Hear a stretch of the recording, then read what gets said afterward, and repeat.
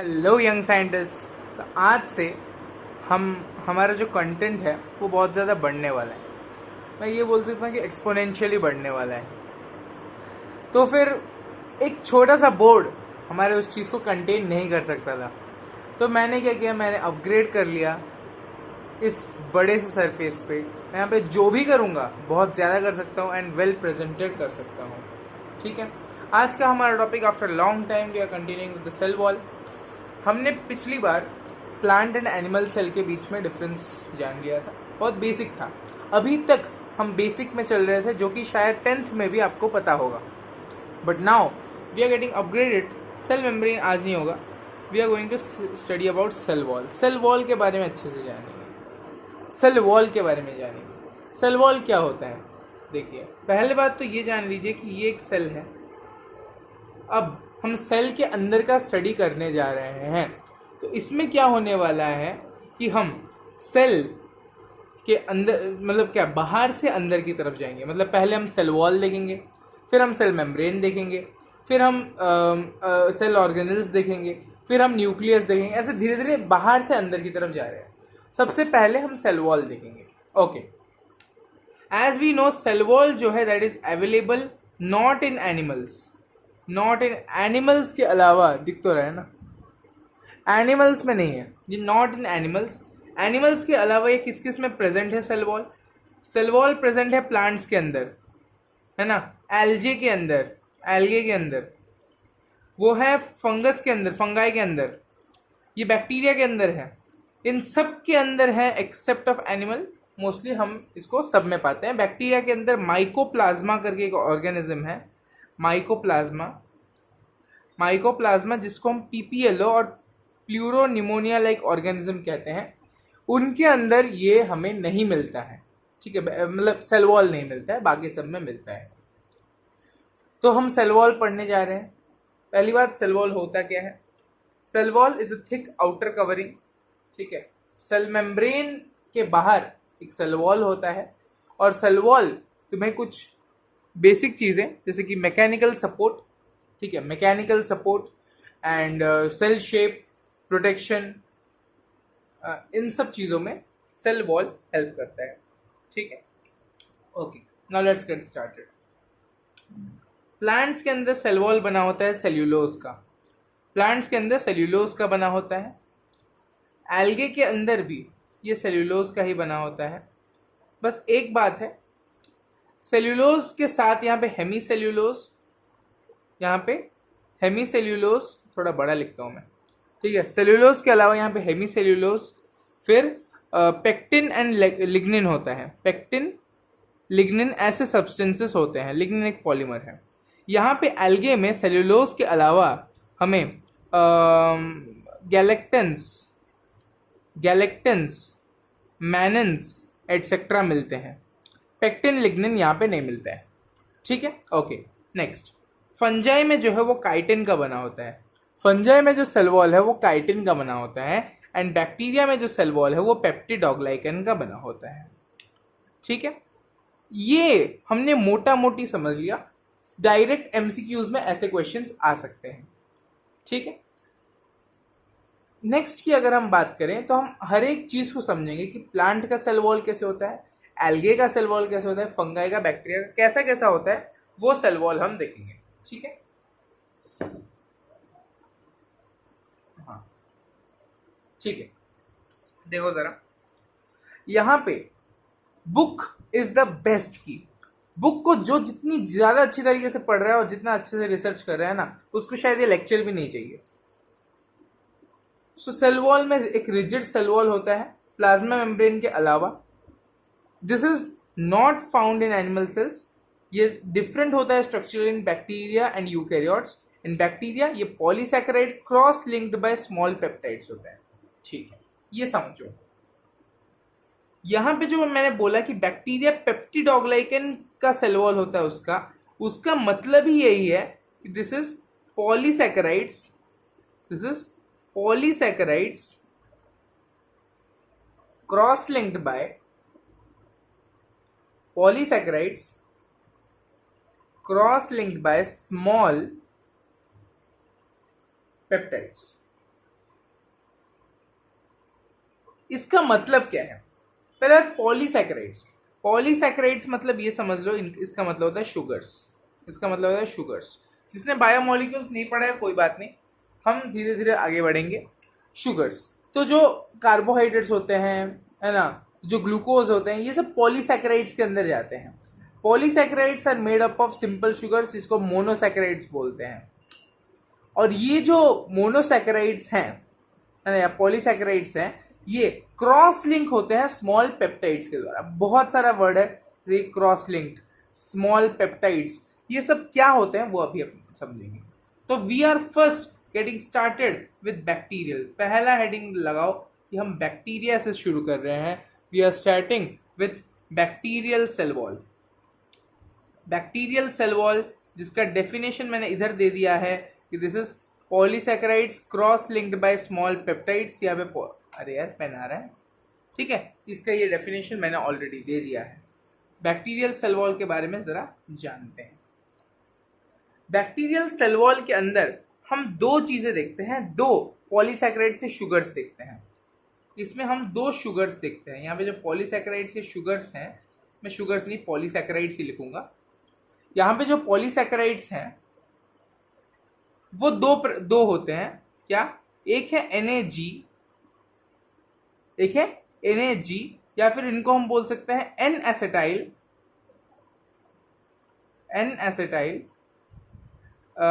ग्लाइकोसेमाइन। N-एसिटाइल ग्लाइकोसेमाइन। मैं नाम भूल जाता हूँ, कोई बात नहीं, पर याद भी आ जाता है। NAG के बाद आता है NAM या N acetyl glyco muramic acid. I am writing, please write along with me. Muramic acid. This will help you a lot. N-acetyl glycomuramic acid. ये दो चीजें हैं, दो पॉलीसैकेराइड्स हैं जो हम देखते हैं। ये आपस में क्रॉस लिंक्ड हैं। क्रॉस लिंक्ड मतलब लेट्स से मैंने यहाँ पे NAG है और यहाँ पे NAM है, यहाँ पे NAG है, फिर यहाँ पे NAM है। तो ऐसे ये क्रॉस लिंक्ड होते हैं, 3D स्ट्रक्चर बनाते हैं by small peptides. This is the main and major concern. क्या? Small peptides. बहुत लोगों को नहीं पता पेप्टाइड्स क्या होता है, and peptides is the most important thing यहाँ पे हमें समझना है। पेप्टाइड्स क्या होते हैं? पेप्टाइड्स यही समझ लो कि जो एमिनो एसिड्स होते हैं, एमिनो एसिड्स यानी जिससे प्रोटीन्स बनते हैं उन्हें एमिनो एसिड्स बोलते हैं। एमिनो एसिड्स, तो एमिनो एसिड्स को के बीच में जो बॉन्डिंग होती है, जो बॉन्ड्स होते हैं, उसको हम पेप्टाइड बॉन्ड कहते हैं। उसे हम पेप्टाइड बॉन्ड कहते हैं। जब एमिनो एसिड्स पेप्टाइड बॉन्ड के थ्रू आपस में कनेक्ट होते हैं, उसके एक बड़े से ग्रुप को, यानी amino acid peptide bond, amino acid peptide bond, amino acid peptide bond, ऐसे करके जब लंबा सा चेन वाला स्ट्रक्चर होता है उसको हम एक प्रोटीन कहते हैं। These peptides help in connecting the proteins, उसमें ये हेल्प करते हैं। ठीक, बहुत बढ़िया, बहुत ज्यादा बढ़िया। चलो अब समझते हैं बैक्टीरियल सेल वॉल। एक और बात कहा गया है बैक्टीरियल सेल वॉल के बारे में, एक और बात कहा गया है कि दिस इज स्टर्डी। पेप्टाइड समझेंगे, पहले ये देखो, sturdy cell wall. Sturdy cell wall, sturdy मतलब स्ट्रॉन्ग सेल वॉल। ये भी तुम्हारे NCERT का लाइन है एक्चुअली। हाँ, this is covalent study cell wall. ये कोवैलेंट है, covalent shell of linear peptidoglycan. Linear peptidoglycan बहुत इंपॉर्टेंट है दोस्तों, please I need your most focus. समझिए पेप्टाइड बॉन्ड्स होते क्या है। पहले तो ये समझ लो, हम यहाँ पे जो भी पढ़ रहे हैं, जो कुछ भी पढ़ रहे हैं, वो सब कार्बन के हैं, वो सब ऑर्गेनिक मैटर है। ठीक है, तो एमिनो एसिड्स जो है पेप्टाइड, अभी हम पेप्टाइड समझ रहे हैं, ठीक है, पेप्टाइड समझ रहे हैं। इधर हमारे जो एमिनो एसिड्स होते हैं, हमारे जो एमिनो एसिड्स होते हैं, एमिनो एसिड्स दो पार्ट्स, उसके दो पार्ट्स होते हैं, मतलब दो पार्ट्स में से डिवाइड कर सकते हैं। एक होते हैं हमारा कार्बोक्साइल ग्रुप, दूसरा होता है हमारा amino group, carboxyl group and amino group. Carboxyl group को तुम बोल सकते हो सी, ऐसे लिखो या ऐसे लिखो, चलो कोई बात नहीं, मैं स्ट्रक्चर में लिख देता हूँ OH and double bond O, carboxyl group. Amino group ऐसा होता है NH2, ठीक है। अब अरे भैया ये क्या बना दिया रे, इन्हीं को अभी तुम देखोगे कैसे पेप्टाइड बॉन्ड्स बनते हैं, गौर से देखो। दो एमिनो एसिड्स हैं, उनका चेन है, कार्बन चेन है ना, ये रहा तुम्हारा कार्बन का चेन, यहां पे तुम्हारा एक में लगा है NH2, ये रहा तुम्हारा दूसरा कार्बन चेन, या ये पहला एमिनो एसिड, ये दूसरा एमिनो एसिड, और यहां पे तुम्हारा है जिसको तुम बोलते हो कार्बन, और ये single bond OH and double bond O, यानी कार्बोक्सिल ग्रुप। एक एमिनो ग्रुप और एक कार्बोक्सिल ग्रुप, ये दोनों आपस में कनेक्ट होंगे। दो एमिनो एसिड्स हैं, एक के एंड में NH2 है, दूसरे के एंड में ये है। और हाँ, इधर अगर तुम देखोगे तो इधर भी NH2 होगा, और इधर देखोगे तो इधर भी तुम्हारा ऐसा कुछ होगा। ऐसे होते हैं, ऐसे होके कनेक्ट होते हैं, तो यहाँ पे कनेक्शन एस्टेब्लिश होगा। इधर तो तुम्हारा एमिनो चेन चल रहा है, प्रोटीन चेन कंटिन्यू हो रहा है, इधर तुम्हारा बनेगा पेप्टाइड बॉन्ड। कैसे बनेगा देखो, पेप्टाइड बॉन्ड कैसे बनेगा। N ऐसे कनेक्टेड है, NH एंड H, यहां पे क्या है, यहां पे है एक C, एक O जिससे कनेक्टेड होके है एक H, और यहां पे डबल बॉन्ड के साथ O। यहां पे एक रिएक्शन होता है जिसको हम डिहाइड्रेशन बोलते हैं, एक डिहाइड्रेशन बोलते हैं। अबे डिहाइड्रेशन कैसे हो, देखो जरा। क्या होता है ना, इसमें से एक हाइड्रोजन और इसमें से ये OH ग्रुप मिलके H2O बनाते हैं। दो हाइड्रोजन और एक ऑक्सीजन मिला के इन्होंने H2O बनाया, प्लस H2O के बाद इन्होंने एक और बनाया जिसको हम बोलते हैं, क्या मतलब बॉन्ड बनाया, कैसे ना, N, ये तुम्हारा लग गया H, यहां पे तुम्हारा बॉन्ड है कार्बन, यहां पे तुम्हारा है ऑक्सीजन, और यहां पे तो चेन चल रहा है। ऐसा एक कुछ स्ट्रक्चर बन गया। तो अभी तुम्हें दिख रहा है, ये जहां पे दो एमिनो एसिड्स अलग अलग होके थे, because I removed one OH group from here and one H from here, तो क्या हुआ ना, इन दोनों के पास वैलेंसी आ गई। जब इनके पास वैकेंट स्पेस रह गया, यानी वैलेंसी आई, तो फिर क्या हुआ, इन दोनों ने कंबाइन करके आपस में कोवैलेंट बॉन्ड बना लिया। If you can't understand this, जाओ 10th क्लास की ऑर्गेनिक केमिस्ट्री पढ़ के आओ, ठीक है। तो ये यहां पे इसने एक बॉन्ड बनाया, और ये जो बॉन्ड है, this is none other than a peptide bond. This is the peptide bond. यही वो है जो प्रोटीन्स बनाता है तुम्हारे बॉडी में, यही वो है जो एमिनो एसिड्स को कनेक्ट करता है तुम्हारे बॉडी में, ठीक है। इसको अगर तुम किसी और तरीके से लिखना चाहो तो ऐसे लिख सकते हो इसको, ठीक है। ऐसे मतलब इस पर्टिकुलर चीज को तुम ऐसे भी लिख सकते हो, कैसे, ऐसे यहाँ पे कार्बन, यहाँ पे डबल बॉन्ड ऑक्सीजन, यहाँ से single bond NH2, sorry NH2 बोल रहा हूँ। Done, this is how a peptide bond is formed. I hope this is very very clear, है ना। ये क्लियर होगा तो मेरे को थोड़ा मजा आएगा, ठीक है। चलो वापस में हमारा टेक्स्ट बुक यहाँ पे लाते हैं। तो यहाँ पे हमने अभी बैक्टीरियल सेल वॉल के बारे में पढ़ा, जो कि यहाँ पे है, bacterial cell wall is a study covalent shell of linear peptidoglycan chain cross link by tetrapeptides. अरे हाँ, टेट्रापेप्टाइड्स क्या है वो समझना है। तुमने अभी एक पेप्टाइड बॉन्ड समझ लिया ना, अब ये जो पेप्टाइड बॉन्ड है, वैसे 4 पेप्टाइड बॉन्ड्स बन जाएंगे तो उसे टेट्रापेप्टाइड बोलेंगे। तो यहाँ पे जो तुम्हारे ग्रुप्स हैं, जो पॉलीसैकेराइड के ग्रुप्स हैं, NAG एंड NAM है, वो टेट्रापेप्टाइड से कनेक्टेड है, यानी ऐसा कुछ है। लेट्स से तुम्हारा ये NAG है, यहाँ पे एक एमिनो एसिड आया, है ना, यहाँ पे एक पेप्टाइड बॉन्ड बना, यहाँ पे फिर से एमिनो एसिड आया, फिर से पेप्टाइड बॉन्ड बना, फिर से अमीनो एसिड आया, फिर से पेप्टाइड बॉन्ड, फिर से अमीनो एसिड आया, ऐसे 4 बॉन्ड्स बनेंगे। 4 बॉन्ड्स बनने के बाद, एक सेकेंड, 1 2 3, हाँ 4 बॉन्ड्स बनने के बाद इधर आएगा चौथा NaM, ऐसा कुछ। फिर ऐसे ये जो चेन है यहाँ पे कंटिन्यू होगा, फिर आएगा NaG। यहाँ पे जो मैंने तुम्हें इतने सिंपली बता दिया, ये जो लाइंस का स्टोरी है वो कुछ ऐसा है, ऐसा दिखता है ये, ठीक है। अबे बुक का पेज पकड़ गया, कोई बात नहीं, खोलते हैं। अरे किधर है, पीछे होगा, हाँ मिल गया।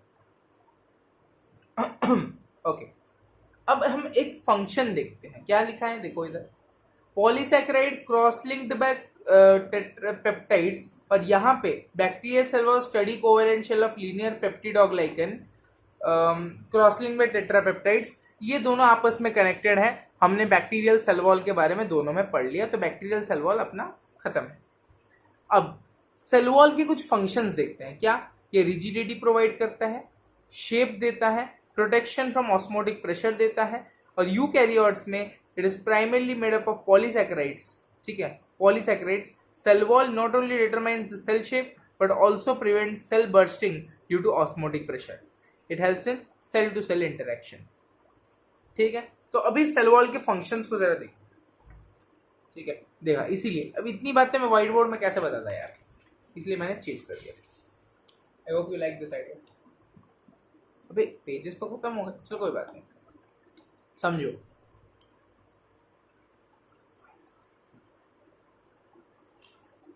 कहाँ थे हम, एक सेकंड, मैं समझाने क्या वाला था, क्या समझाने वाला था, अचानक से बोल, हाँ फंक्शन, फंक्शन याद है, function.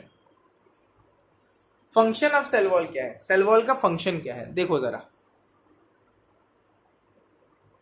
Function of cell wall की अगर बात करें तो हमें ये ऑस्मोटिक प्रेशर से बर्स्ट होने, ऑस्मोटिक प्रेशर के मारे, ऑस्मोटिक प्रेशर की वजह से प्रिवेंट्स बर्स्टिंग। मैं हर एक चीज समझाते हुए चल रहा हूं। प्रिवेंट्स बर्स्टिंग, ऑस्मोटिक प्रेशर क्या होता है, पानी की वजह से जो प्रेशर आता है, यानी if this is my cell, और ये सेल वॉल है, ये सेल है, ठीक है, और यहाँ पे एक हाइपोटोनिक सोल्यूशन में मैंने इसे डाल दिया। हाइपोटोनिक 9th में पढ़ा था, हाइपोटोनिक मतलब एक तुम यार मैं वो नहीं समझाऊंगा, हाइपोटोनिक सोल्यूशन के अंदर डाल दिया तो क्या होता है ना, वाटर अंदर सेल के अंदर एंटर करता है, ठीक है। और जब वाटर सेल के अंदर एंटर कर जाता है तो फिर क्या होगा ना, ये जो वाटर फिल हो गया ना अंदर, तो ये वाटर इस सेल के वॉल्स पे प्रेशर डालेगा। जब ये प्रेशर डालेगा तो क्या होता है, अगर सेल वॉल नहीं होता तो ये सेल फट जाता, बर्स्ट कर जाता, और जब बर्स्ट कर जाता then the cell will die और the bacteria will die. That's why the cell wall helps means prevents bursting due to osmotic pressure. दूसरा फंक्शन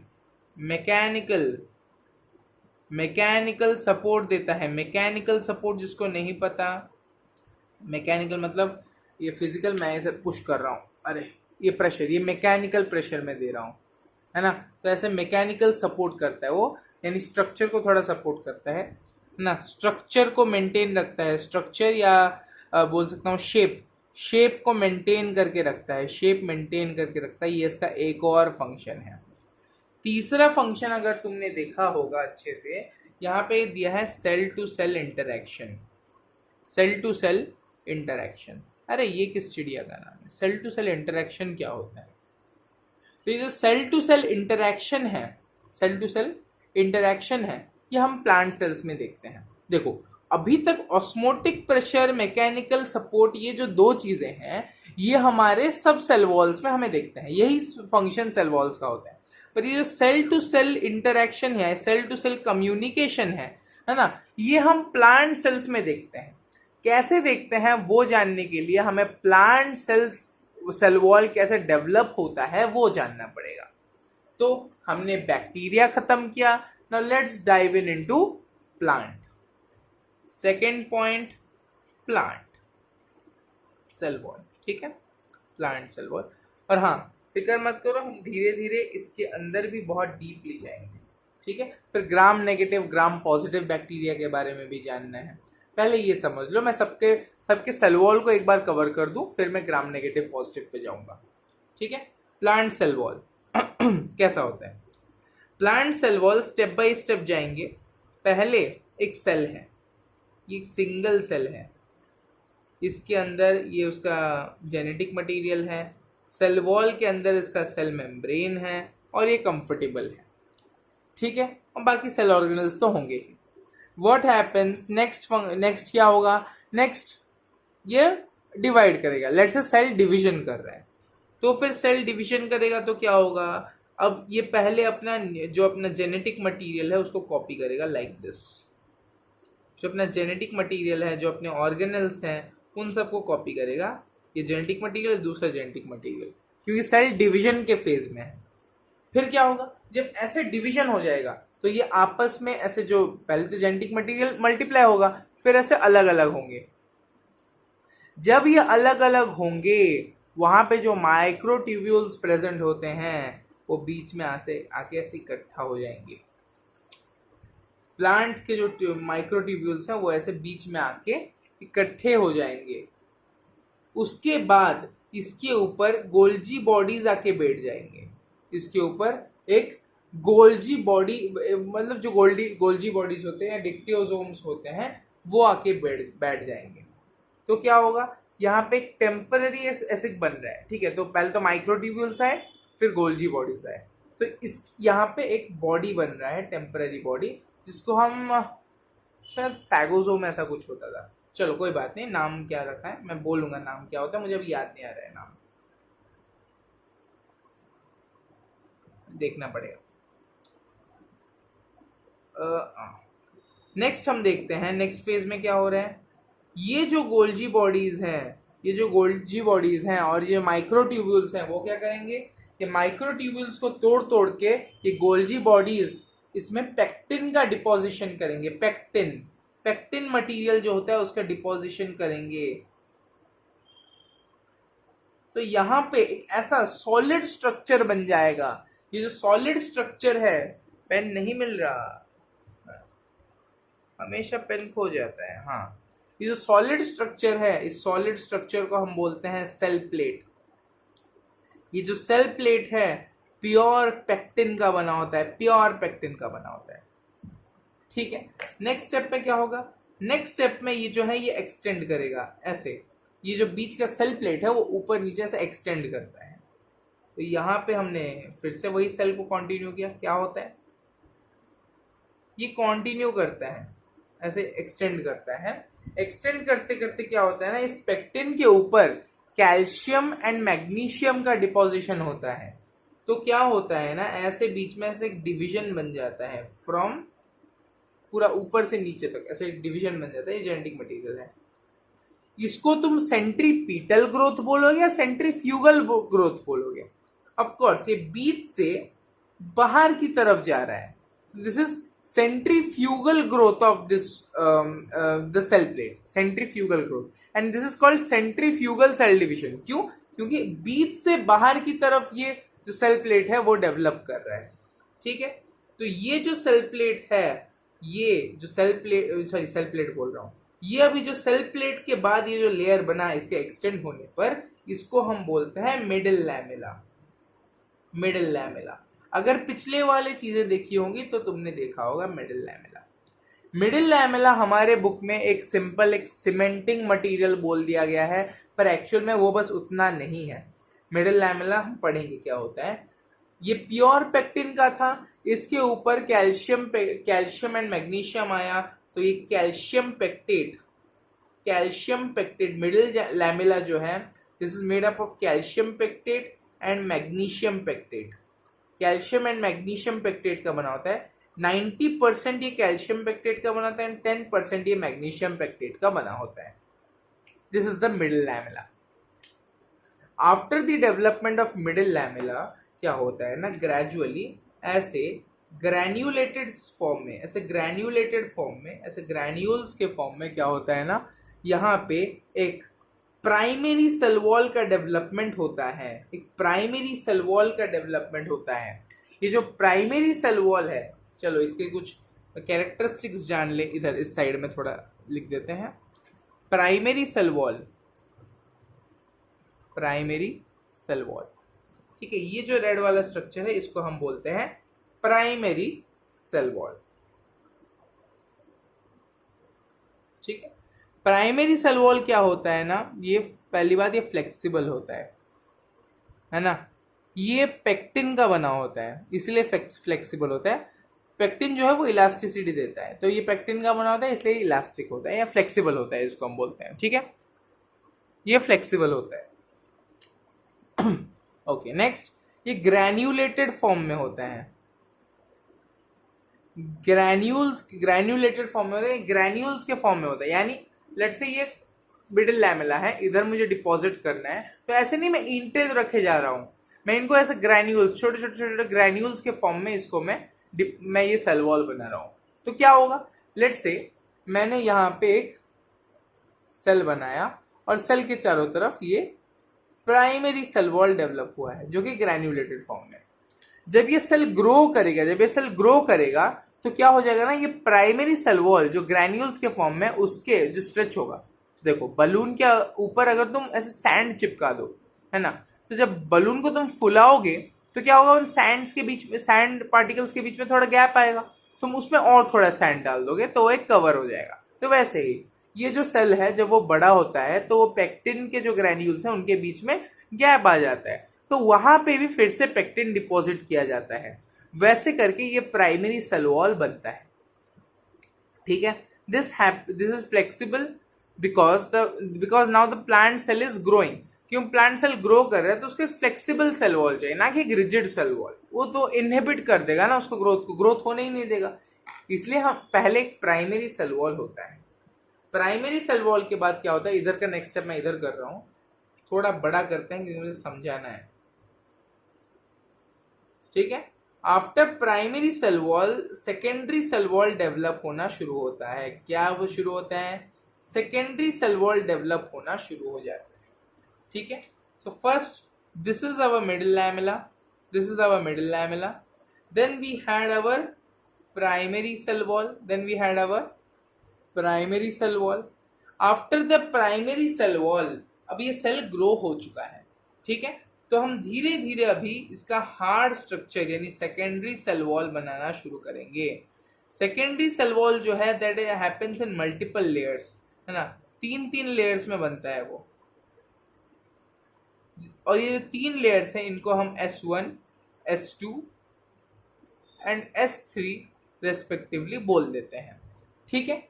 ये जो ये इसको हम वैसा ये क्या है, ये जो नया डेवलप हुआ है इसको हम बोलते हैं सेकेंडरी सेल वॉल, इसको हम बोलते हैं सेकेंडरी सेल वॉल, ठीक है। सेकेंडरी सेल वॉल इधर देखो, अभी इधर तुम्हारा ये जेनेटिक मटेरियल है और ये जो तुम्हारा लेयर है यहाँ से ऐसे ऐसे वाला, ये जो तुम्हारा लेयर है ऐसा, ये तुम्हारा प्लाज्मा मेम्ब्रेन मैंने बनाया। तो प्लाज्मा मेम्ब्रेन और प्राइमरी सेल वॉल के बीच में सेकेंडरी सेल वॉल डेवलप होता है।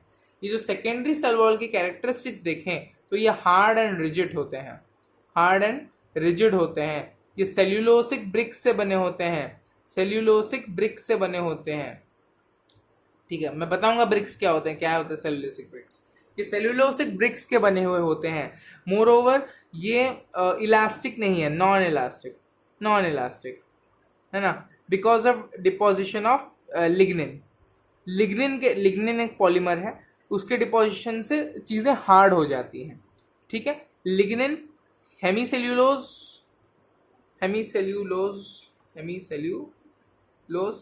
और बाकी जितने सब्सटेंस में आगे लिखाए थे उन्हीं से बन जाता है, ठीक है।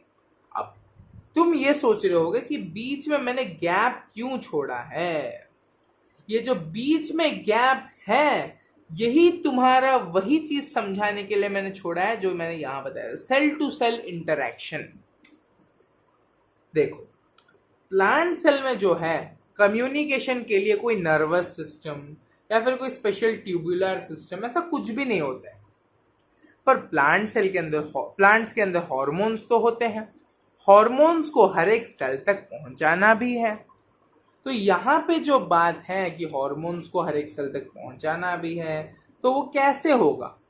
लेट से ऑक्सिन नाम का हार्मोन होता है जो कि एलोंगेट करता है सेल्स को, वो अगर मैंने इस सेल पे एंटर मारा, इस सेल में ऑक्सिन आया, तो फिर इस सेल में आ गया, इस वाले सेल में कैसे आएगा? तो उसके लिए यहाँ पे एक गैप होता है, और इस गैप के अंदर एक चीज होता है जिसको हमने पिछली क्लास में भी देखा था कि प्लांट सेल्स में प्रेजेंट होता है क्योंकि इनमें सेल वॉल है। इसको हमने बोल दिया क्या, हमारा प्यारा प्यारा प्लाज्मोडेस्माटा। प्लाज्मोडेस्माटा के अंदर क्या होता है, plasmodesmata connects cytoplasm, plasmodesmata connects cytoplasm of two cells के साइटोप्लाज्म को ही डायरेक्टली कनेक्ट कर देता है। यानी यहाँ पे साइटोप्लाज्म है, यहाँ पे भी साइटोप्लाज्म है, इसके अंदर भी साइटोप्लाज्म है। तो अभी इन दोनों का साइटोप्लाज्म हो गया ना कनेक्ट, ठीक है। अब इस साइटोप्लाज्म के अलावा इसके बीच में एक और ऐसे ट्यूब्यूल जाता है। उसको कैसे बनाओ यार इस ट्यूब्यूल को, चलो ऐसे बनाता हूँ। ऐसा एक ट्यूब्यूल जाता है, ठीक है, एक ट्यूब्यूल जाता है, मतलब ऐसा समझ लो, लेट्स से ये अपना प्लाज्मोडेस्माटा है, ये वाला अपना प्लाज्मोडेस्माटा है।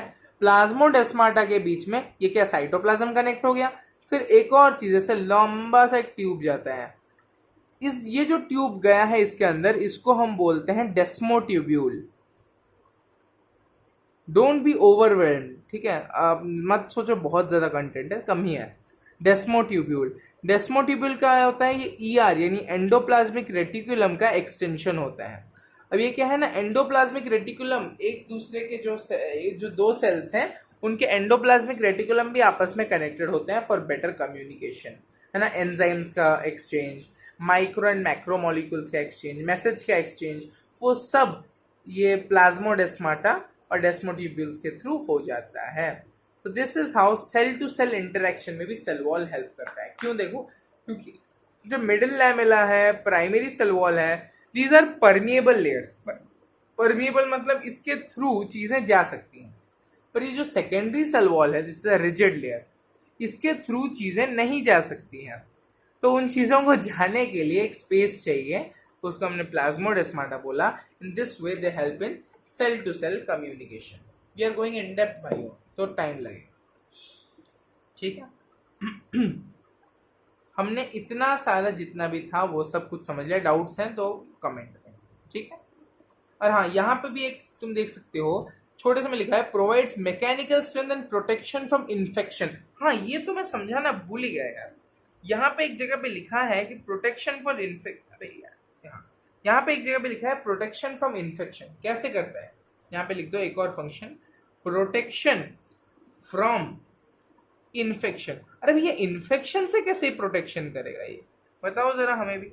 देखो तो क्या होता है ना, सेल वॉल जो है इसमें ये प्री एग्जिस्टिंग फिजिकल बैरियर है। मतलब देखो सेल, हाँ ये एक सेल बन गया ना। अब हाँ, इससे क्या होता है, नेक्स्ट स्टेप ऐसा है कि दो सेल्स बन गए, ऐसे दो सेल्स बन गए, इसका जेनेटिक मटेरियल, उसका प्लाज्मा मेम्ब्रेन, ठीक है, ये उसका सेकेंडरी सेल वॉल है, ठीक है। इसके बीच में जो अपना सब्सटेंस है, रुको जरा बनाते हैं, दो सेल्स बना दिए, ये दो सेल थे ना, दो सेल डिवाइड हो गए, दो सेल बन गए। इसके बीच में हमारा जो है मिडिल लैमेला रन कर रहा है, जिसको हम सीमेंटिक मटेरियल बोलते हैं। ये आपस में इसको जोड़ के रखा है, मिडिल लैमेला, ठीक है, ये मिडिल लैमेला, ठीक है। उसके अलावा इसके आर पार हमारा प्लाज्मोडेस्माटा भी जा रहा है ऐसे, ठीक, वेरी नाइस। हमारे दो सेल डिवाइड हो गया, प्लांट सेल। अब how does it protect from infection, देखो जरा। इन्फेक्शन से प्रोटेक्ट करने के लिए, ठीक है, इन्फेक्शन से प्रोटेक्ट करने के लिए क्या होता है ना,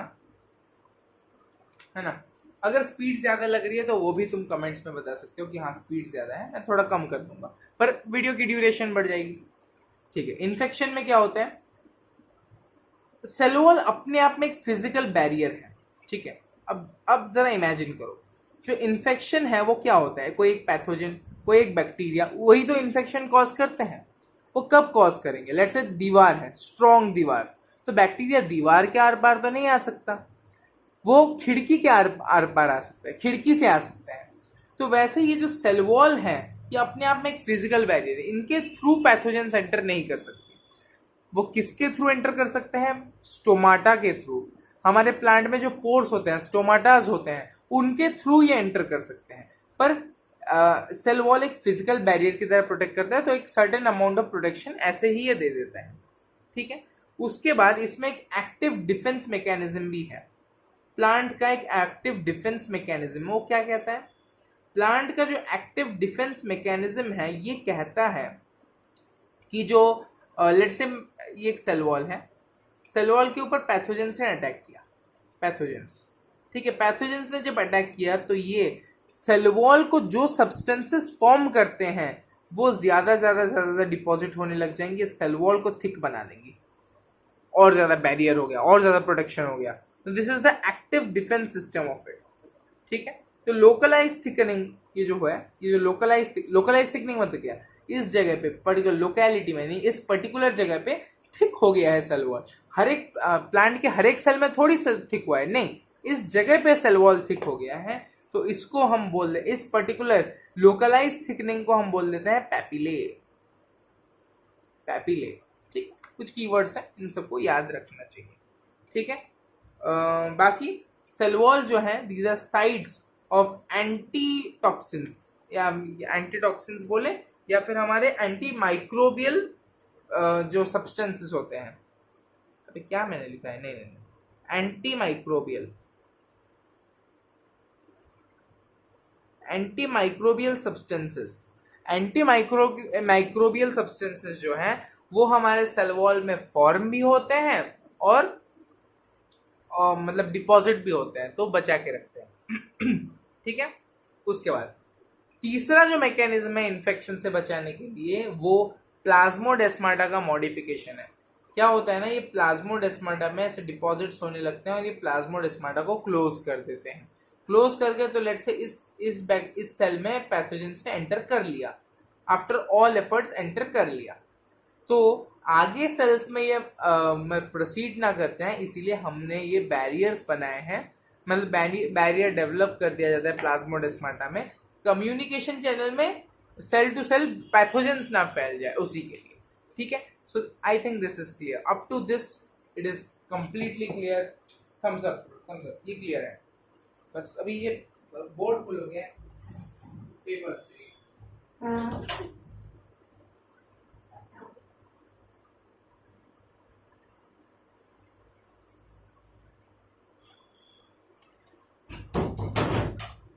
सॉरी फॉर द डिले, अगली बार से मैं पेपर्स लाके रखूंगा, है ना, पास एक्स्ट्रा पेपर, कोई बात नहीं। अरे रे, हाँ चलो, अब हमने ऑलमोस्ट बहुत कुछ खत्म कर लिया है। ठीक है, सेल वॉल में हमने बहुत कुछ खत्म कर लिया है। Primary cell wall, secondary cell wall, अगर दिख रहा है तुमको, primary cell wall, secondary cell wall और ग्रोथ, प्लाज्मोडेस्माटा, ठीक है, इतना हमने कंप्लीट कर लिया है। हम अभी फंगाई के स्ट्रक्चर के ऊपर जाएंगे और बैक्टीरिया में ग्राम positive and gram negative bacteria के ऊपर थोड़े जाएंगे और हमारा ये सेल वॉल वाला टॉपिक खत्म हो जाएगा। ठीक है, बहुत बढ़िया। पानी पी लो।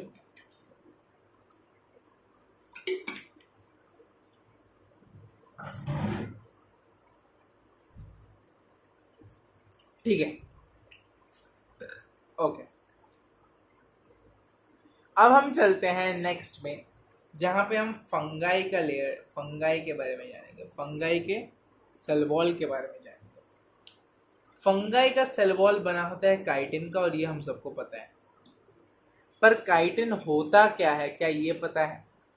काइटिन भी सिमिलरली हमारे तुम्हारे तरह ये भी पॉलीसैकेराइड ही है, ये भी पॉलीसैकेराइड ही है, और इसका स्ट्रक्चर भी बहुत अच्छी तरीके से हमारे टेक्स्ट बुक में दिया गया है। बस बात यह है इसको समझने की देरी है। अच्छे से ज़रा देखो, आई होप तुम्हें विजिबल है ना यार? चलो पास ले आया, अब विजिबल होगा। तो क्या होता है ना, ये जो हमारा है सेल्यूलोजिक, ये सेल्यूलोज फाइबर्स तुमको दिख रहे हैं, सेल्यूलोज फाइबर से मैक्रोफिब्रिल आता है, उससे माइक्रोफिब्रिल आता है, उसमें ऐसे कार्बन के चेन्स बनते हैं जो जूम करके हमें इधर दिखाया है। ये प्लांट का सेल वॉल है, ऐसा दिखता है प्लांट का सेल वॉल। ये काइटिन है, ये ऐसा दिखता है अपने फंजाई का सेल वॉल। ठीक है, स्ट्रक्चर कंप्लीट करते हैं फिर जाएंगे। देखो ज़रा इसको, पहले प्लांट्स का देख लो। तो प्लांट्स का क्या होता है, प्लांट्स में क्या होता है ना, ये जो सेल वॉल है, ये जो प्लांट्स में क्या होता है, ये जो सेल वॉल है ये कुछ ऐसा बना होता है। अब ये देख के कंफ्यूज मत होना, होता क्या है इसमें। ये वाला हेडिंग पढ़ो, बहुत प्रोमिनेंटली लिखा हुआ है, ये वाला हेडिंग अच्छे से पढ़ो। सेलुलोज, सेलुलोज का बना है polysaccharide made up of repeating units of beta D glucose linked via beta 1 to 4 glycosidic linkages. समझ आया? प्रो हो तुम, नहीं समझ आया समझो तुम।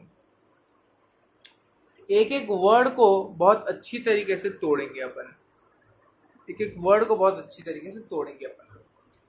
पहला इसने लिखा कि polysaccharide made up of repeating, polysaccharide है made up of repeating beta D glucose, beta D glucose linked via glycosidic linkages, glycosidic linkages. ये क्या होता है समझो अब। चलो देखो, पहले एक एक करके तोड़ेंगे। बीटा डी ग्लूकोज क्या होता है, देखो पहले डी ग्लूकोज क्या होता है। ग्लूकोज तुमको पता है 6 कार्बन का एक मॉलिक्यूल है। डी ग्लूकोज क्या है, देखो हमारे इस बायोकेमिस्ट्री बायोटेक्नोलॉजी में डी ग्लूकोज, एल ग्लूकोज, बहुत तरीके के हमें ये दिखेंगे। इनमें इनका कुछ कंपोनेंट्स बस अलग होते हैं, इनके कॉन्स्टिट्यूएंट्स कुछ अलग होते हैं, पर होते ये ग्लूकोज ही हैं। इसके डेप्थ में हमें जाने की ज़रूरत नहीं है, ये बहुत ज़्यादा डेप्थ हो जाता है। तो डी ग्लूकोज, एल ग्लूकोज ऐसे कुछ होते हैं। एंड ये जो अल्फा एंड बीटा है, it depends on the position, समझेंगे। Linked by glycosidic linkages. अब ग्लाइकोसाइडिक लिंकेजेस क्या होते हैं, और ये बीटा डी ग्लूकोज तो समझ गए, ग्लूकोज ही है, बस एक डिफरेंट उसका फॉर्म है, तो डी ग्लूकोज। तो ग्लाइकोसाइडिक लिंकेजेस एंड बीटा क्यों लगा है, इसको एक साथ समझते हैं। इसमें देखो जरा, यहां पे मैं तुम्हें I will ask you to zoom in, ये देखो यहां पे तुमको दिख रहा होगा कि यहाँ पे कार्बन का रिंग बना हुआ है, रिंग। यहाँ पे जो बायोटेक में, बायोलॉजी में क्या होता है ना, राइट से पकड़ते हैं। तो राइट से ये वाला जो है, this is the first carbon atom, this is the second, third, fourth, fifth and sixth carbon atom. ठीक है, क्या मैंने कहा, first, second, third, fourth, fifth and sixth carbon atom. वैसे ही first, second, third, fourth, fifth, sixth carbon atom, ऐसे होके continue हो रहा है। ये प्लांट के बारे में बात हो रही है। ठीक है, इस पे ये जो तुम देख रहे हो, ये वाला ये जो तुम बॉन्ड देख रहे हो, this is called glycosidic bond, this is called the glycosidic bond. Glycosidic bond two monosaccharides को कनेक्ट करता है और उनको एक डाइसैकेराइड बनाता है। यानी ये ग्लाइकोसाइडिक बॉन्ड हमारे शुगर्स या मोनोसैकेराइड्स को कनेक्ट करता है, ताकि हम लंबे लंबे कार्बोहाइड्रेट के चेन्स बना सकें, राइट, जिससे हमारे ये माइक्रोफिब्रिल बनते हैं, उससे हमारे माइक्रोफिब्रिल बनते हैं, फिर माइक्रोफिब्रिल से मैक्रोफिब्रिल बनते हैं, फिर उससे सेल्यूलोज फाइबर्स बनते हैं। चलो अब क्या होता है समझो। बीटा डी ग्लूकोज क्यों लिखा है, इस चीज को मैं जूम कर रहा हूँ। ठीक है, इस चीज को, ये जो है इसको मैं ड्रॉ कर रहा हूँ, ये वाला जितना मैंने मार्क किया है। तो यहाँ पे एक कार्बन एटम है, उसके ऊपर कुछ ऐसा बन के एक O लगा है, फिर ऐसा करके एक कार्बन लगा है, यहाँ पे एक हाइड्रोजन है, और शायद यहाँ पे भी एक हाइड्रोजन है। ठीक है, ओके। फिर क्या हुआ है, यहाँ पे से बॉन्ड होके कार्बन लगा है, यहाँ पे से बॉन्ड होके कार्बन है, कार्बन की चेन्स है, रिंग्स है। ठीक है, ऐसा ही कुछ है। इसको मैंने बोल दिया ये ग्लाइकोसाइडिक बॉन्ड है। होता कैसे है समझो, क्योंकि हम समझ नहीं आए। तो पहले क्या होता है, दो मोनोसैकेराइड्स में, यहाँ पे इनका मोनोसैकेराइड का रिंग है, यहाँ पे ये जो कार्बन है, यहाँ पे ये जो कार्बन है इसमें ऐसे OH कनेक्टेड होता है, यहाँ पे एक H कनेक्टेड होता है, ठीक है। और दूसरा मोनोसैकेराइड अगर मैं यहाँ पे पकड़ूं उसमें भी ऐसे C कनेक्टेड होता है और यहाँ पे ये OH कनेक्टेड है, ऐसे कि नहीं नहीं ऐसे नहीं, यहाँ पे ऐसे एक OH कनेक्टेड है, यहाँ पे H कनेक्टेड है, ठीक है। होता क्या है समझो। अब यहाँ पे भी तुम्हें इन दोनों को कंबाइन करने के लिए करना पड़ेगा डिहाइड्रेशन। डिहाइड्रेशन यानी एक वाटर मॉलिक्यूल का लॉस होगा। कैसे लॉस होगा देखो जरा, यहाँ पे ये जो हाइड्रोक्साइड है, ये जो हाइड्रोक्साइड है और इसका इसका जो हाइड्रोजन है, इसका ये जो हाइड्रोक्साइड और इसका जो हाइड्रोजन है वो दोनों मिलके बना देंगे H2O। H2O गया। अब H2O के बाद जो नेक्स्ट ऐड होगा दैट विल बी क्या, ऐसा एक बॉन्ड कार्बन कार्बन, उसके साथ बचा एक हाइड्रोजन और ये बॉन्ड हुआ है इसके एक ऑक्सीजन के साथ। ये जो एक ऑक्सीजन में था उसके साथ ऑक्सीजन से बॉन्ड हुआ है और यहाँ पे एक और कार्बन है और इसका हाइड्रोजन तो बचा ही था, तो ऐसे ये जो बॉन्ड हुआ। अब देखो डिहाइड्रेशन में क्या होता है, सिंपली हमने एक वाटर मॉलिक्यूल में से ले लिया जिसके वजह से दोनों कार्बन चेन्स में एक वैलेंसी आ गई। जब वैलेंसी आ गई तो they will be ready to combine with each other, तो ये आपस में कंबाइन कर सकते हैं या फिर बॉन्ड बना सकते हैं। तो वैसे ही हमने डिहाइड्रेशन किया और ये आपस में बॉन्ड बना लिए। अब यहाँ पे एक बॉन्ड बन गया, दो शुगर्स के बीच में ऐसा बॉन्ड है, इसको हमने ग्लाइकोसाइडिक बॉन्ड बोल दिया, जिसके वजह से दो शुगर्स कनेक्ट हो रहे हैं और ये एक चेन बन गया। Simple, very simple. अब हाँ, ग्लाइकोसाइडिक लिंकेजेस यानी ग्लाइकोसाइडिक बॉन्ड्स। अब ग्लाइकोसाइडिक बॉन्ड्स के अलावा एक और चीज यहाँ पे लिखा है 1 to 4। भाई 1 to 4 किस चिड़िया का नाम है वो समझते हैं। देखो जरा यहाँ पे 1 to 4 जो लिखा है वो क्या है ना, फर्स्ट वाला कार्बन एटम यानी ये वाला, मैंने क्या बोला था, ये वाला फर्स्ट यानी 1 नंबर वाला कार्बन एटम है, रिंगा रिंगा रिंगा रिंगा 1 2 3 4 करते ये फोर्थ कार्बन एटम है। वैसे इसमें ये फर्स्ट कार्बन एटम है, ये 2 3 4 करते हुए फोर्थ कार्बन एटम है। तो ये फर्स्ट एंड फोर्थ के बीच में एक बॉन्ड बना है 1 to 4, इसीलिए इसको 1 to 4 लिखा गया। और बीटा क्यों है, बीटा इसीलिए लिखा गया है बीटा क्योंकि देखो अगर फर्स्ट कार्बन एटम के ऊपर OH है यानी फर्स्ट कार्बन एटम ये इसके ऊपर अगर OH है तो इसको हम बोल देते हैं बीटा। अगर इसके नीचे OH होता तो हम इसको बोल देते अल्फा। यानी अगर ये बॉन्ड ऐसा ना होके कुछ ऐसा होता यानी ऐसे O ऐसे C ये H ये H, यानी इधर अगर OH बॉन्ड होता, OH वाला ग्रुप होता और इसको यहां से रिमूव करते तो फिर इसको हम अल्फा 1 to 4 ग्लाइकोसाइडिक बॉन्ड बोलते। पर क्योंकि ये ऊपर था OH ग्रुप, फर्स्ट वाले कार्बन के OH ग्रुप ऊपर था, इसलिए हमने इसको बीटा बॉन्ड बोला। और ये बीटा बॉन्ड तो हमने क्या लिखा, बीटा ग्लाइकोसाइडिक, मतलब beta 1 to 4 glycosidic linkages, glycosidic linkages. अब this should be crystal clear क्यों हमने इसको बीटा 1 to 4 ग्लाइकोसाइडिक लिंकेजेस बोला। सिंपल ऑर्गेनिक केमिस्ट्री, ठीक है। सेम वे ये हमने प्लांट सेल का समझ लिया।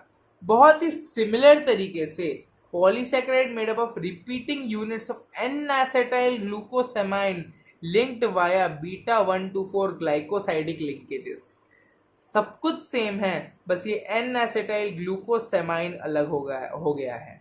अब ये जो एन एसिटाइल, मैंने बैक्टीरियल सेल वॉल में बोला था कि वो एन एसिटाइल ग्लूकोसेमाइन और एन एसिटाइल म्यूरामिक एसिड से बना होता है।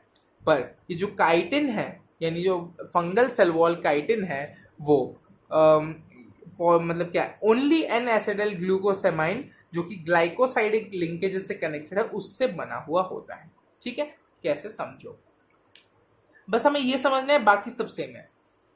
एन एसिटाइल ग्लूकोसेमाइन मतलब, इसका मतलब carbon carbon carbon carbon carbon carbon carbon carbon carbon, ये ऑक्सीजन, यहाँ पे CH2OH वाला ग्रुप है, ठीक है, ये अलग है, ठीक, ऐसा वाला एक ग्रुप बन गया है, ठीक है। अब क्या हुआ, यहाँ पे सब कुछ ठीक था, ठीक है। और अगर तुमने प्रीवियस वाला देखा होगा, ये वाला स्ट्रक्चर अगर देखा होगा, तो इस जगह पे एक OH ग्रुप है, पर यहाँ पे अगर तुम देखोगे तो एक NH ग्रुप मिलेगा। तो जहाँ पे भी ऐसा एक NH ग्रुप जुड़ जाता है, वहाँ पे हम N ऐसा लगा देते हैं कि हाँ एक एमिनो ग्रुप जुड़ गया है ना, एक एमिनो ग्रुप जुड़ गया है, इसलिए हमने इसे N लगा दिया, ठीक है। पहला नाम क्रैक हो गया, N-एसिटाइल ग्लूकोसेमाइन का पहला नाम क्रैक हो गया। ग्लूकोसेमाइन इज, देखो ग्लूकोसेमाइन क्या है, glucosamine is also one kind of carbohydrate, बस उसमें क्या होता है ना, ये थोड़ा अलग होता है, यानी ग्लाइकोसेमाइन भी ग्लूकोज का एक डेरिवेटिव है, यानी ग्लूकोज से ग्लाइकोसेमाइन बना है, ठीक है, ग्लूकोज से ग्लाइकोसेमाइन बना है, तो इसको तुम अभी ग्लूकोज की तरह ही कंसिडर करो, ठीक है। तो इसका जो सेकेंड कार्बन है, वहां पे एक NH कनेक्टेड है, तो यहाँ पे N लगा, फिर NH के साथ एक एसिटाइल ग्रुप कनेक्ट हो गया, यानी जो सेकेंड एटम है, इसको मैं ले रहा हूँ SC, यहाँ पे पहले एक N दूसरा एक H कनेक्टेड हुआ, इसके साथ अब ये N के साथ एक कार्बन ऐसे जुड़ा है N के साथ एक कार्बन ऐसे जुड़ा है, उसके बाद इस कार्बन के साथ एक डबल बॉन्ड ऑक्सीजन है, ठीक है, और एक सिंगल बॉन्ड के साथ कार्बन है, और ट्रिपल बॉन्ड में ये H है, ठीक है। यहाँ पे अपना ये carbon carbon carbon carbon oxygen continue हुआ है, ये ऊपर का है। यहाँ पे ये जो स्ट्रक्चर जुड़ गया, ये जो कंप्लीट स्ट्रक्चर है, इसके वजह से नाम ऐड हुआ N-एसिटाइल, समझ गए। और ये जो ग्लूकोसेमाइन है, glucosamine is a derivative of glucose itself. In this way हमें मिलता है कि काइटिन जो है वो N-एसिटाइल ग्लूकोसेमाइन से बना होता है, और इसमें भी वही लिंकेजेस हैं, देखो वही सेम ग्लाइकोसाइडिक लिंक इधर भी बना हुआ है, सब कुछ सेम है, बस यहाँ पे जो सेल्यूलोज था, इसको हम सेल्यूलोज बोलते हैं, यहाँ पे सेल्यूलोज की जगह यहाँ पे ग्लूकोसेमाइन है, जो कि मैं ग्लाइको में कंफ्यूज हो रहा हूँ, पर वो ग्लूकोसेमाइन है, ठीक है। मेरे अभी तक मैंने जितना भी ग्लाइको बोला वो ग्लाइको नहीं है, दैट इज N-एसिटाइल ग्लूकोसेमाइन, ठीक है, बहुत बढ़िया। तो इन दिस वे ग्लूकोसेमाइन में N-एसिटाइल ग्रुप जब जुड़ जाता है, we get it like this, ये काइटिन का ग्रुप बन जाता है। Is it clear? Yes, this is clear. मैं इधर तक बहुत अच्छी तरीके से पढ़ लिया है। काइटिन और बैक्टीरियल सेल, जो प्लांट सेल वॉल का स्ट्रक्चर क्लियर है, बहुत अच्छी तरीके से क्लियर है। अब थोड़ा लास्ट बैक्टीरिया के बारे में पढ़ के चले जाते हैं। ये लास्ट है सेल वॉल का, और उसके बाद ये खत्म है। बैक्टीरिया के बारे में थोड़ा पढ़ लेते हैं। बैक्टीरिया के अंदर हमने दो चीज़ें पढ़ी, एक है पढ़ेंगे, एक है ग्राम पॉजिटिव बैक्टीरिया, दूसरा है gram negative bacteria. Gram positive gram negative क्या होते हैं? ये ग्राम पॉजिटिव ग्राम नेगेटिव दो से डिसाइड होता है। Gram positive bacteria gram stain को रिटेन करते हैं,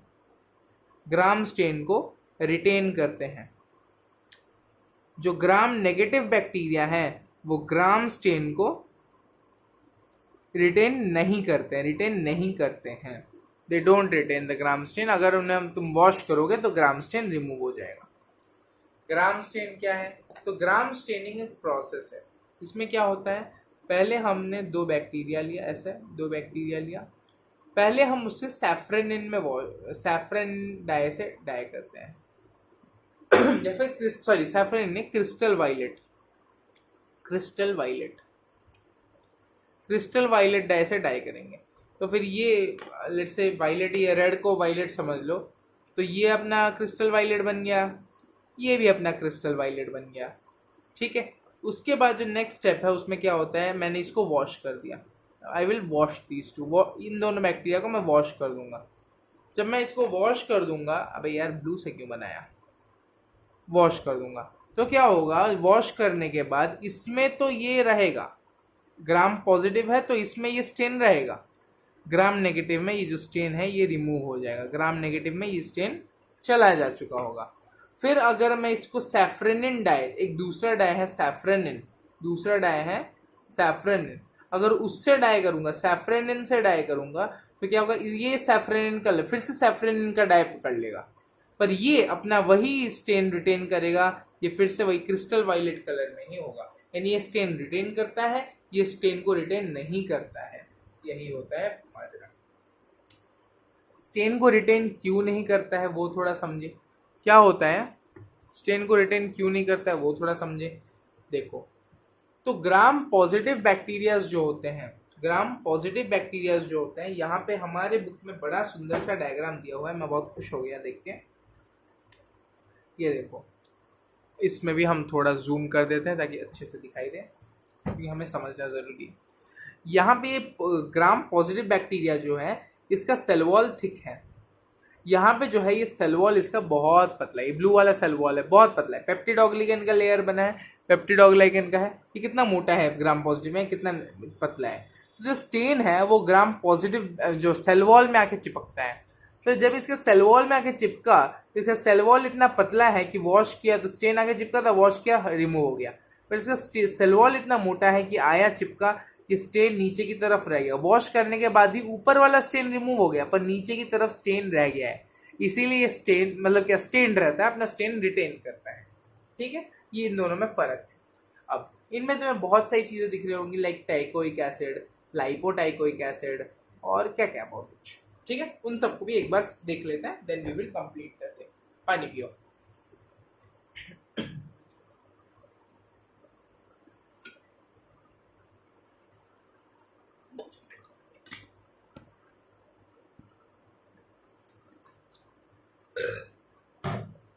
सॉरी, शुरू करते हैं। हाँ, नेक्स्ट व्हाट वी सी कि क्या होता है। देखो, ये लेट से अपना सेल मेम्ब्रेन है, ये अपना सेल मेम्ब्रेन है। सेल मेम्ब्रेन के बाद फिर से पेन भागने में से दूर, अरे ब्लैक पेन किधर है, हाँ इधर। सेल मेम्ब्रेन के बाद इधर एक मोटा सा लेयर होता है सेल वॉल का, ये रहा ग्राम पॉजिटिव का केस।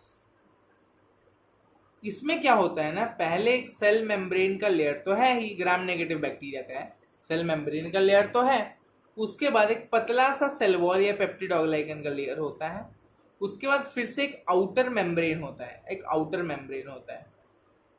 इसमें दो मेम्ब्रेन है, बीच में सेल वॉल, दोनों तरफ मेम्ब्रेन, इसमें सेल वॉल है मेम्ब्रेन, सॉरी सेल मेम्ब्रेन है सेल वॉल है, इसमें सेल मेम्ब्रेन, फिर बीच में सेल वॉल पतला सा, फिर आउटर मेम्ब्रेन होता है। ये इसमें फर्क है। तो क्या होता है इसमें, देखो जरा,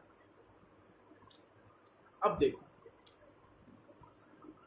इसी डायग्राम से समझ लेंगे, कुछ टेंशन लेने की जरूरत नहीं है। ठीक है, तो यहाँ पे ये जो तुम देख रहे हो इसको हम बोलते हैं, इसको हम बोलते हैं व्हाट यू से दिस एज लाइपोटाइकोइक एसिड। ठीक है, इसको तो हम बोलते हैं लाइपोटाइकोइक एसिड। लाइपोटाइकोइक क्योंकि लिपिड से कनेक्टेड है, इसलिए इसे लाइपोटाइकोइक एसिड बोलते हैं।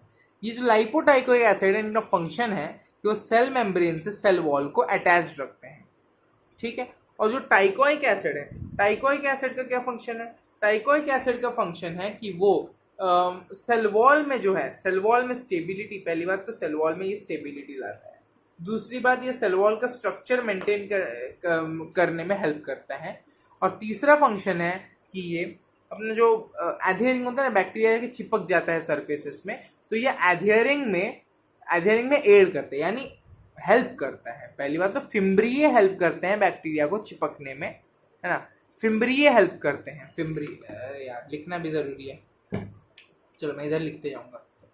ठीक है, फिम्ब्रिये जो होते हैं, फिम्ब्रिये बैक्टीरिया को चिपकने में हेल्प करते हैं। पर यहाँ पे जो हमारा ये जो टाइकोइक एसिड है, यहाँ पे टाइकोइक एसिड भी थोड़ा हेल्प करते हैं चिपकने में, है ना, सरफेसेस से।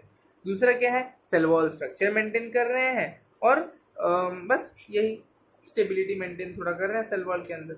अब लाइपोटाइकोइक एसिड यहाँ पे है। लाइपोटाइकोइक एसिड का फंक्शन क्या है? उसका फंक्शन ये है कि ये बहुत मतलब वही जो टाइकोइक एसिड का फंक्शन है वो भी लाइपोटाइकोइक एसिड फंक्शन है, बहुत सिमिलर है कि सेल वॉल को थोड़ा स्टेबल रखेंगे।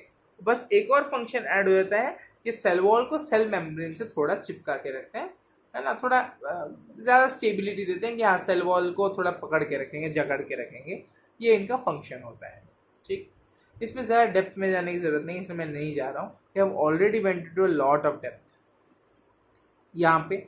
नेक्स्ट क्या होता है, यहाँ पे डबल मेम्ब्रेन है ना, इसका डबल मेम्ब्रेन है। डबल मेम्ब्रेन इसको बहुत सारी चीज़ों में हेल्प करता है ना। ग्राम नेगेटिव बैक्टीरिया में बहुत सारी चीज़ों में ये हेल्प करता है। ये जो डबल मेम्ब्रेन है, क्या क्या मैं बोलूँगा। सेल मेम्ब्रेन जो इनर वाला है दैट फंक्शंस नॉर्मली। जो आउटर मेम्ब्रेन है उसमें रिसेप्टर प्रोटीन, पॉलीसैकेराइड, ये सब दिख रहा होगा। पोरियंस भी तुम्हें पता होंगे पिछले वाले, मतलब जो सेल मेम्ब्रेन ने देखो, फिर से मैं सेल मेम्ब्रेन करवाऊंगा। पर ये पोरियंस क्या होते हैं ना, ये सेल मेम्ब्रेन का एक बैरियर है, उसके थ्रू जो सब्सटेंसेस का आना जाना पोरिन के थ्रू होता है। ठीक है, वो पढ़ेंगे तो समझ आ जाएगा। ये जो डबल मेम्ब्रेन है, इसमें जो आउटर मेम्ब्रेन है उसमें एक लाइपोप्रोटीन होता है। ये लाइपोप्रोटीन ना ये आउटर मेम्ब्रेन को सेल वॉल के साथ अटैच रखने में हेल्प करता है ना। This is the function of lipoprotein कि वो आप सेल वॉल और इस आउटर मेम्ब्रेन को अटैच रखने में हेल्प करता है। लाइपोप्रोटीन अगर ह्यूमंस में जाए तो इनमें लिपिड मतलब क्या, लिपिड ए होता है। लिपिड ए नाम का एक होता है लिपिड, और वो होस्ट सेल्स में फीवर कॉज करता है। इंसानों में भी ये फीवर कॉज करता है। ठीक है, तो ये थोड़ा खतरनाक है। This is the function of lipoprotein. और दूसरा ये तुम देख ही रहे हो कि आउटर मेम्ब्रेन लाइपोपॉलीसैकेराइड का बना है, इसलिए लाइपोप्रोटीन है, इसलिए लाइपोपॉलीसैकेराइड का बना हुआ है, एलपीएस। फिर सेल वॉल और ये मेम्ब्रेन्स के बीच में जो स्पेस है इसको हमने पेरीप्लाज्मिक स्पेस बोला है, और ये साइटोप्लाज्मिक मेम्ब्रेन या सेल मेम्ब्रेन जो नॉर्मल होता है। तो इन दोनों में यही डिफरेंस है gram negative and gram positive bacteria में। ग्राम नेगेटिव बैक्टीरिया में क्या होता है ना, जो सेल वॉल है वो बीच में सैंडविच बन जाता है, दो सेल मेम्ब्रेन के बीच में सेल वॉल सैंडविच बन जाता है पतला सा। जो ग्राम पॉजिटिव बैक्टीरिया है उनमें सेल वॉल मोटा सा होता है एंड मेम्ब्रेन इज सिंगल। ठीक है, here is the book. Gram negative bacteria with thin cell wall surrounded by dual plasma membrane देख लिया। Cell wall continuously grows and changes its shape as bacteria grows and divides. Structurally, the bacteria cell wall. अब ये तो पढ़ लिया है सारा, ठीक है, तो कुछ है नहीं। नेक्स्ट, एक ग्लाइकोकैलिक्स नाम का एक लेयर होता है, ये थोड़ा हम देख लेंगे। Glycosylated protein known as glycocalyx. अब ग्लाइकोसाइलेटेड क्या है? अरे यार, ग्लाइकोसाइलेटेड मतलब क्या बोलो, ग्लाइकोसाइलेशन एंड ग्लाइकोसाइडेशन दो प्रोसेस होता है, वो बाद में हम पढ़ेंगे, इसमें कंटिन्यू करेंगे। तो ग्लाइकोसाइलेटेड प्रोटीन में वो मॉडिफाइड प्रोटीन होते हैं जिसमें प्रोटीन के साथ अपना ग्लूकोज या एक लिपिड जुड़ा होता है ना, उसको हम ग्लाइकोसाइलेशन बोलते हैं। और उसमें प्रोटीन के साथ एक छोटा सा लिपिड जुड़ा होता है, ग्लाइकोलिपिड, वो जुड़ा होता है, तो इसको वैसा वाला लेयर होता है ग्लाइकोकैलिक्स। ग्लाइकोकैलिक्स क्या है? वो बैरियर है, होता है पैथोजेंस। अब बैक्टीरिया है तो उसके अंदर पैथोजेंस, तो देखो हर एक ऑर्गेनिज्म को एंटर करने के लिए पैथोजेंस होता है, तो बैक्टीरिया के लिए भी खतरा कॉज करने वाले कुछ पैथोजेंस होते हैं। तो उन पैथोजेंस को प्रिवेंट करने वाला जो लेयर है उसे ग्लाइकोकैलिक्स बोलते हैं। ग्लाइकोकैलिक्स सबसे आउटर मोस्ट लेयर है। ये जो लेयर है ना, ये इसके भी बाहर होता है, मतलब यहाँ पे सेल वॉल के बाहर है इधर, यहाँ पे ये आउटर मेम्ब्रेन के बाहर है इधर। सबसे आउटर मोस्ट लेयर जो है वो ग्लाइकोकैलिक्स होता है। ग्लाइकोकैलिक्स इधर वो हार्ड होता है लाइक ए कैप्सूल, या फिर वो सॉफ्ट होता है जिसको हम स्लाइम लेयर बोलते हैं। स्लाइम लेयर जो है वो यूजुअली हम वो वाले बैक्टीरियाज में देखते हैं जो ड्राई एरियाज में रहते हैं, तो ये स्लाइम लेयर वाटर रिटेंशन में हेल्प करता है। और जो कैप्सूल है, कैप्सूल को हम नॉर्मली देखते हैं जहाँ को ज़्यादा मैकेनिकल सपोर्ट चाहिए होता है उनमें, है ना। कैप्सूल या स्लाइम लेयर में से ये जो ग्लाइकोकैलिक्स है ये पैथोजन नेचर में भी हेल्प करता है, यानी ये जो ग्लाइकोकैलिक्स वाला लेयर है वो बैक्टीरिया को होस्ट के अंदर घुसने में हेल्प करता है। इतने जल्दी रिकॉग्नाइज नहीं करवाने देता है बैक्टीरिया सेल वॉल को, बैक्टीरिया को, कि हाँ एक होस्ट है, होस्ट के अंदर बैक्टीरिया घुसा है, तो होस्ट को पता नहीं चलेगा because of the glycocalyx layer. This is the special function of glycocalyx. This was it, we have completed the bacterial cell, bacterial क्या बोल रहा हूँ, सेल वॉल हमने कंप्लीट कर दिया है। एक क्विक रिवीजन अगर रिविजिट में करवाऊँ तो फर्स्ट हमने देखा कि सेल वॉल है। सेल वॉल प्लांट्स में cellulose, hemicellulose, pectin, lignin, algae में सेलुलोज, गैलेक्टिन्स, मेनन्स का बना होता है। फंजाई चिटिन का है। बैक्टीरिया में माइकोप्लाज्मा में पीपीएलओ में नहीं होता है, सेल वॉल एब्सेंट होता है। बाकी बैक्टीरिया में पेप्टिडोग्लाइकन का बना होता है। तो उनका स्ट्रक्चर देखा, पेप्टाइड बॉन्ड के बारे में पढ़ा, है ना, स्ट्रक्चर देखा, पेप्टाइड बॉन्ड के बारे में पढ़ा, ठीक है, ये सब देखा, पेप्टाइड बॉन्ड के बारे में पढ़ा। फिर हमने प्लांट सेल वॉल कैसे फॉर्म होता है आफ्टर सेल डिवीजन वो देखा, मिडिल लैमेला, प्लाज्मोडेस्माटा के बारे में पढ़ा, है ना, प्राइमरी सेल वॉल और सेकेंडरी सेल वॉल के बीच में डिफरेंस देखा। फिर हमने क्या किया, फिर हमने इधर काइटिन के बारे में, फंगल सेल वॉल जो होता है काइटिन, उसके बारे में ज़रा देखा था। उससे पहले हमने प्लांट सेल वॉल का स्ट्रक्चर स्टडी किया, ग्लाइकोसाइडिक बॉन्ड्स, ग्लाइकोसाइडिक लिंकेजेस के बारे में पढ़ा, और वो दो डायग्राम्स जो थे हमारे काइटिन का एंड सेलुलोज का, उनको स्टडी किया। फिर हमने इस चीज़ को डिकोड किया, अपने डायग्राम को डिकोड किया अच्छी तरीके से, ऐसे हमें समझ में आए क्या लिखा हुआ है। देन हमने gram positive and gram negative bacteria पे फोकस किया। Then we studied about glycocalyx which is the outer most layer of the bacterial cell. So this was it. Thank you very much. Go have rest. आराम करो, revise करो, पढ़ते रहो, next video जल्दी आएगा।